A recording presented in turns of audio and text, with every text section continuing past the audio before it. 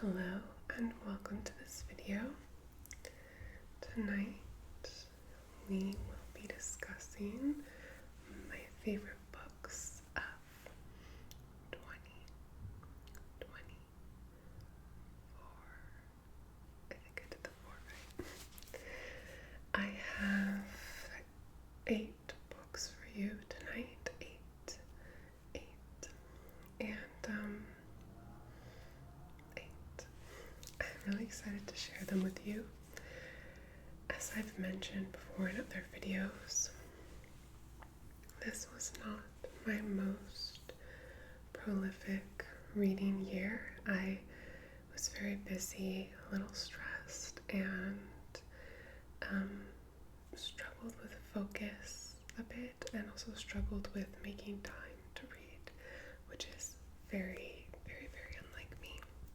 Very strange, but that's just how it was. So that's just how it was, and I'm allowing it to have been that way. I don't think you've seen all these books. Even if you have, I think it's nice to see like the favorites, like the ones that someone is still thinking about months or almost a year after initially reading them. So these are all books that I would really, really, really readily recommend to you. No questions, no asterisks, just wholehearted, full-hearted recommendations. Underscored, underlined, undersigned by me. Okay, so the first one, I'm going in chronological order, so how I read them this year. Starting off strong with The Details. The Details by Aya Genberg. This book is divided into 4 sections. It's 4 parts. Each part is about a different person in the protagonist's life. So it's 4 portraits of different people, of different formative relationships in this person's life, 4 different people from her past. And they all kind of play a part as well in the formation of her as an artist. It's like a story of the protagonist becoming an artist, in my opinion.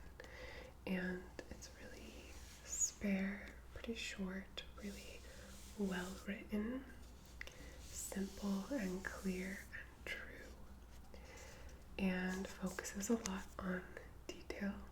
The detail.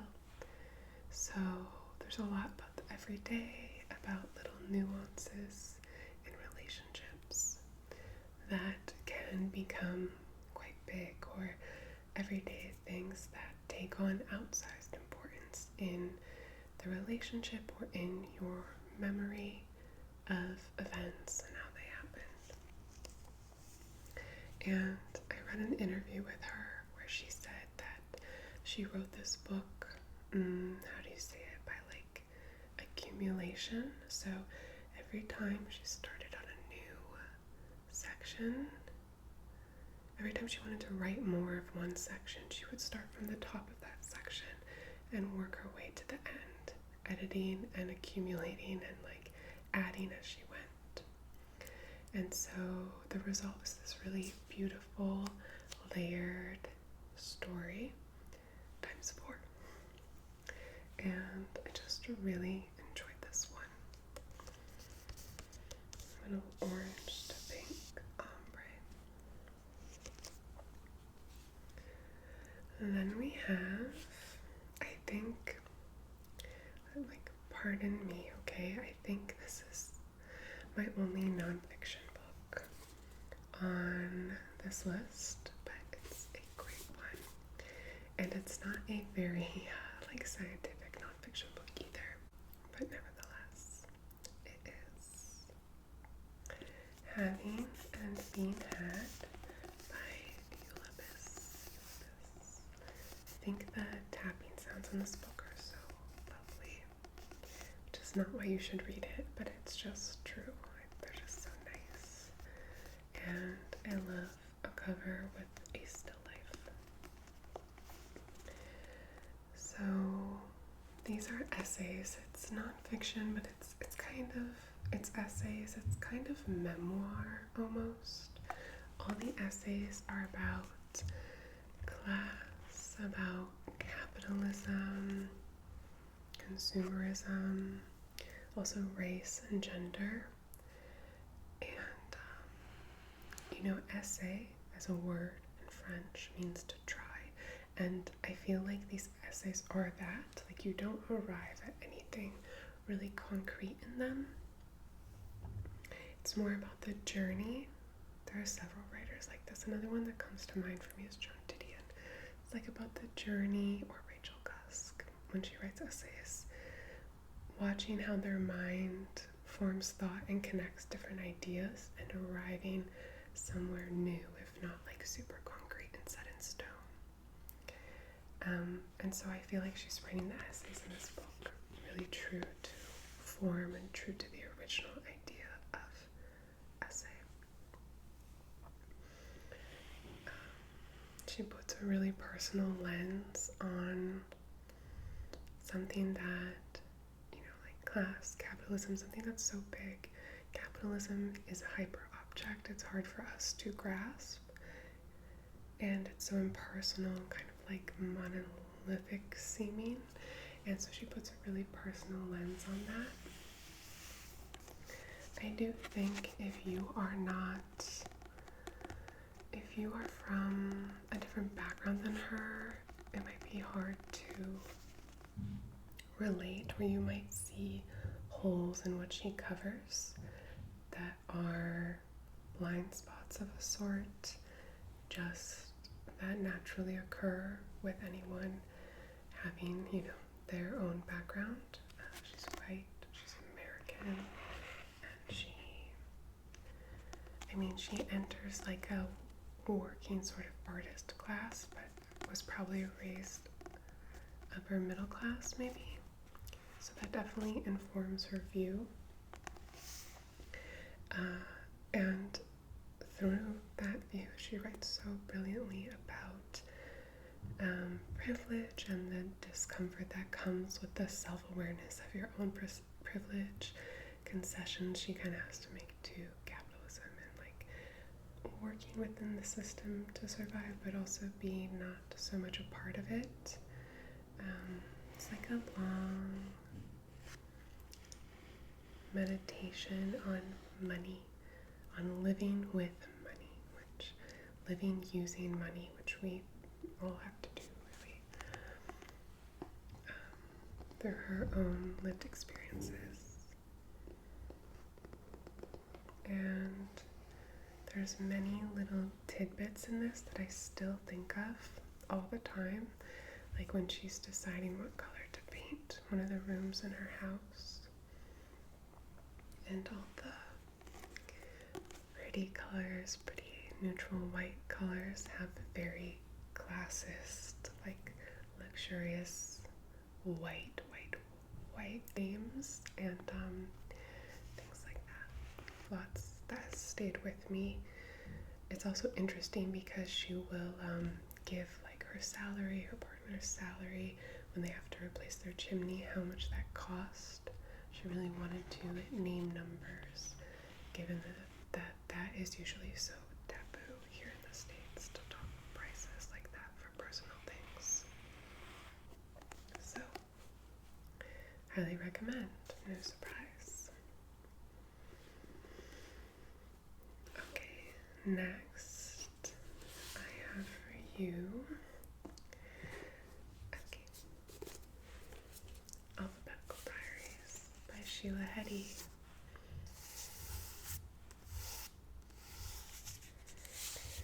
This book is fantastic. I guess it's not fiction either now that I'm thinking of it. It's a kind of memoir. And it's really high concept. usually I do not like the experimenty, high concept first books because just like a hard no for me because they so rarely have any heart to them. It doesn't feel like there's any blood running through them. No heartbeat kind of thing. I don't know. They feel so cold and distant usually. But this one feels very lived in and beautiful, and I love it. So the concept, or like the conceit, if you don't already know, is that Sheila Heti took about 10 years of her diary entries and broke it all out into individual sentences and then alphabetized those individual sentences and then kind of pared and pruned the text, the body of text down from there. And it feels very, it's like because they're drawn from her diary, it feels very confessional in its nature. You get a glimpse of her doubts, like self-doubts, her insecurities, how she thinks of others, and a little bit of like her creative process and practice. You get some concepts for her creative work, like little glimmers of them as they're being developed in like when they're in the making, which is cool.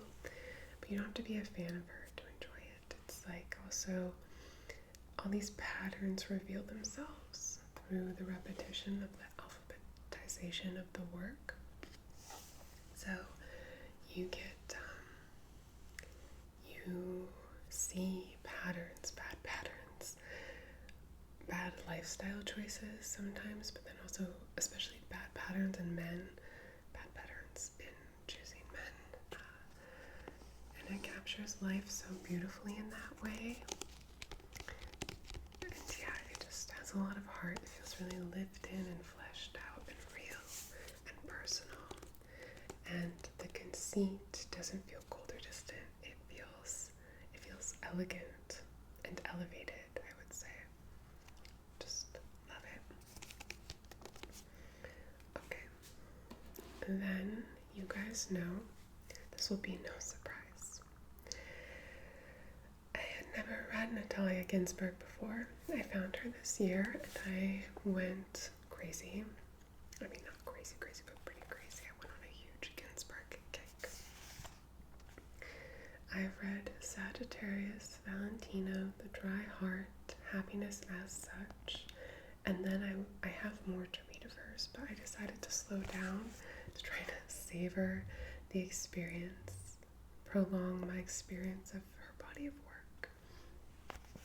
So I'm only going to put one of these books, one of her books that I've read in this video, but they're all excellent.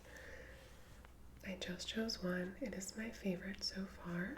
It's called Sagittarius by Natalia Ginzburg. A little orange stripe, a little peach stripe, and these two baddies with a lip. Phenomenal. All of her writing is clear, precise, and illuminating. Sentence to sentence, it's really easy to read.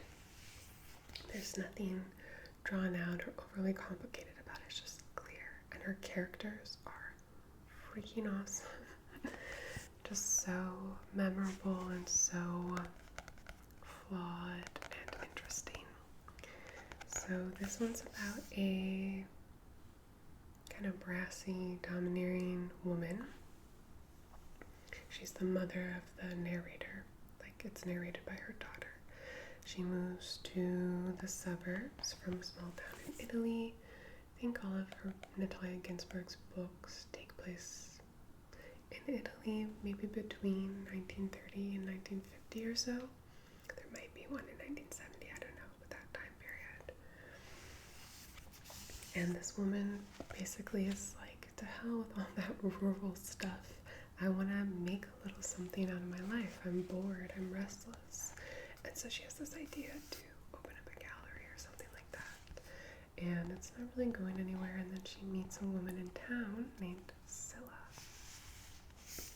And Scylla offers a lot of promise, and like there's new opportunities that come through that friendship, and they want to open the gallery together, and it seems like it might work. But not everything is as it seems. That's basically the vibe, and I don't want to spoil it for you, but I love it. There's also, oh my god, like Silas, a painter. She paints these horrendous portraits of people with like grid teeth and like spooky eyes, and then gives them as gifts, and she gets offended when people don't hang them up in their homes, and it's wonderful. So yes, Annie Ginsberg, but especially this one. It's fantastic. Okay, moving on, I have, oh yeah, a fun one. This one I read over the summer. This one is a great read for summer and not just for the title. Okay, the content is really delivering summer mood, summer nostalgia. It's called 3 Summers by Margarita Liberati.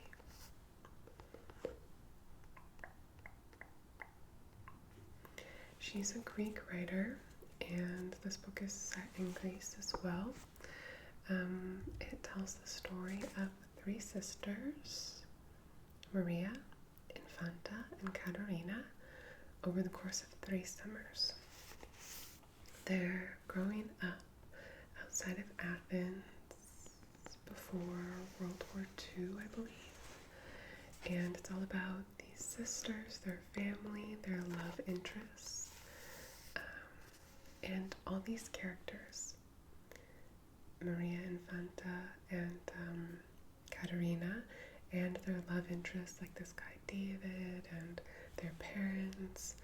They're all characters that live with you afterwards, like kind of like the characters in Little Women, or the characters from Harry Potter, or War and Peace, or Pride and Prejudice. Like they're those kinds of characters who are so representative of different types and feel so real that you kind of carry them with you afterwards.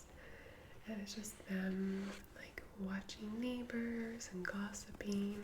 Some of their neighbors have weird habits or secrets, so they're kind of spying sometimes. They're just running into other villagers, falling in love, falling out of love, playing games, and generally just growing up.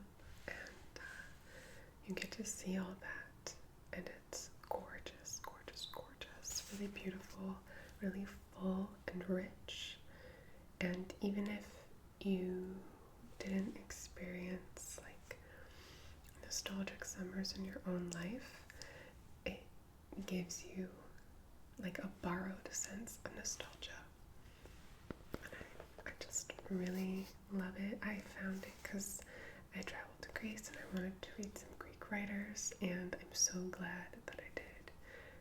I had not heard of it before, and it is something of a classic, but I just really had never heard of it before, and it's so, so good. Will not disappoint. Okay, then we have something like a little more, the feeling of it is a little more cerebral, and I quite like it. It feels like sculptural as well. It is Parade by Rachel Cusk. Monument. So, I love the Outline trilogy by Rachel Cusk. I love Second Place so much. This is not better than those in my humble opinion, but I really, really liked this one. Really liked Parade. Super strange novel. Kind of plays with the elasticity of the form. Like a novel, you can really stuff it with anything. That's what's so cool about it. So this one definitely gets creative. There's 4 parts. The stuntman, the midwife, the diver, and the spy. All of which are like not even the main characters in those parts. They're kind of figures that appear, kind of allegorical or instructive in some way. or astonishing, and those characters, specifically the stuntman, the midwife, and the diver, like live in my head as concepts. Weirdly, they feel like sculptural concepts in my head, but they're fantastic. Like I want to like bring them up in conversations with people. Anyway, each of the 4 sections kind of revolves around an artist named G, just the initial G. And in each part, that artist G is a different person, like it's a different artist. The identity of the artist keeps changing. I guess is a better way to say that. It's also a book with doppelgangers and kind of like the shadow self, seen outside of like the shadow selves of the artist, like seen outside of the artist in doppelganger form. I love a doppelganger, like the Three Colors trilogy, that movie trilogy, just like doppelgangers, second lives, second chances, all of that, like I could do for days. And this book has that. Again, it's Rachel Cusk, so it's written really concisely and precisely, I would say. Again, like a sculptural quality comes to mind for me. But it's so engaging because even in the simplicity, there's like lots to unpack. And it gives you lots of food for thought about art and artists, about like context, how the art's displayed, subjectivity, identity, gender, and yeah, I just really liked it. Also, I just found out something about it, which I don't think really ruins the book, but I also don't know if you want to hear or not. I kind of would have preferred not to know, but it's not a big spoiler. But if you don't want to know, skip ahead. I just found out that each of the artists in each of the 4 parts, the G, and G, all those artists, they're based on real artists. So there's like a little bit of a puzzle aspect to the book where you can try to figure out which real artist each part is based on, or you could probably just look it up online at this point. I didn't really look into it because I didn't want to know them. The 2 names I did see, I didn't recognize the artists, but also like I kind of preferred it, thinking that she had made up these artists herself. Not that they were based on real people. It's still a brilliant book, but I kind of wanted them to be characters more than characters based on real people. So just like the tiniest, like little modicum, little bit of disappointment. Like I wanted them to be made up for some reason, because then it would feel more like parable or allegory maybe, and the overlapping identities feels more like mystical to me, or like synchronistic. So that's a little tidbit if you wanted to know. Okay, sort of spoiler over. Okay, we have 2 more. The penultimate book is The Apple in the Dark by Clarice Lispector. One of my favorite covers ever. Oh my god, it's so gorgeous. Sorry if you can hear my dog downstairs. She's in a really playful mood and giving my partner a lot of trouble, I think. But anyway, I don't know quite ever how to talk about Clarice Lispector's writing because it's so unique, so original, and yeah, just singular. She's like magic. She is a witch. She is a wizard. Her prose is like magic, and there's like this elemental kind of not rustic, but like brusqueness to it, or like unrefinedness to it that makes it spellbinding. I don't know how. So that's the main draw for me. It's the language. It's just phenomenal. I'm gonna lend this one to my sister, I think. But yeah, just quickly, briefly, I'll say it's basically about a criminal, question mark, a criminal on the run who, it's a long journey, but eventually he finds a farm run by a spinster and her cousin, and all three characters are just like cuckoo bananas interesting. It's highly psychological, this book, highly artistic, and it requires you to read it with patience, I think. It was kind of a challenge for me to really read it slowly and soak it up, but definitely a rewarding experience, and I do highly recommend it. Okay. The final book is Blackouts by Justin Torres. Another gorgeous cover. This one was lent to me by my sister, and it's like one long conversation between a man and an older man who's dying. There's some kind of like ghosty aspects to it, and it feels a little dreamlike. It's basically one long conversation. It's a little fragmented, and then interspersed are these pages, some pictures, and then pages of blackout poetry, which is basically found poetry, like a page of text, and then you sort of censor or remove lines with black marker, and the words or phrases you leave form a poem. So that's what it consists of.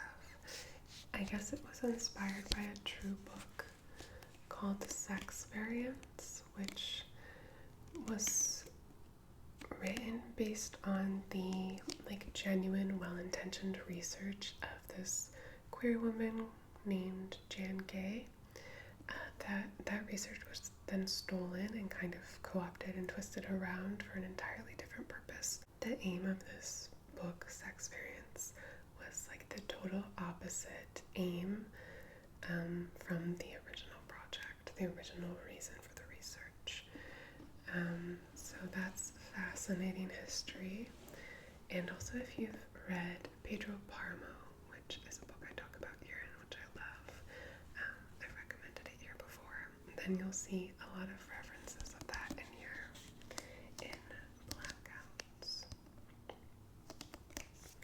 I'll be honest and say I didn't think this was going to be a favorite of mine in this video.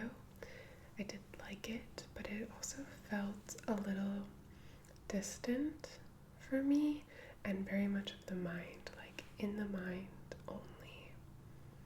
Like it lived only in the mind. And so, yeah, I didn't feel like a favorite when I read it, but it stayed with me and it made me think, and some of the things it's made me think about I keep returning to. And there's a lot of really interesting ideas in here in the text, but then also built into the structure of the book about queerness and erasure and culture and community.